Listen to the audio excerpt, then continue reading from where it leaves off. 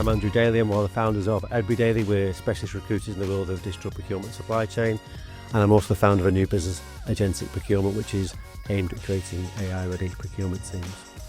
We work with a lot of the software vendors in the procurement tech world. We work with some of the consultancies that implement those solutions, and we work with the end-user procurement teams to hire people who are typically focused on the implementation, adoption and use of digital tools. So for me, all my conversations are really with people who are hiring into roles in those organisations across the procurement ecosystem, or for people who are looking for new roles themselves, or just some guidance on what their next career move might look like. So I spend all my time on video screens chatting to people about, careers, talent, skills, and hopefully connecting some great people with some great jobs along the way. Mm-hmm.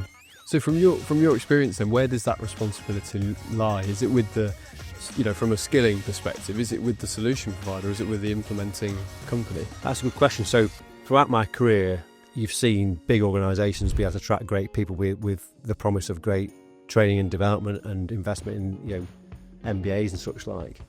But that does feel like it's gone out of fashion a little bit in recent years, with lots of different challenges and needs for different resources.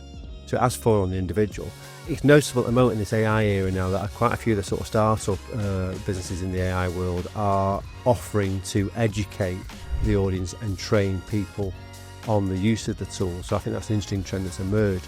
But actually I don't think that addresses the problem, because actually AI is really useful, really easy to interact with, to collaborate with. It's not difficult. You can just talk to it normally if you want to.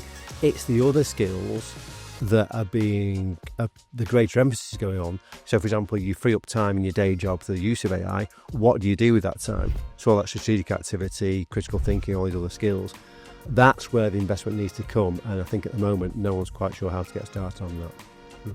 You mentioned previously that that all-important topic of discussion, which perhaps is one we hear more in the mainstream, maybe outside of procurement supply chain, about AI swallowing up jobs, for want of a better phrase.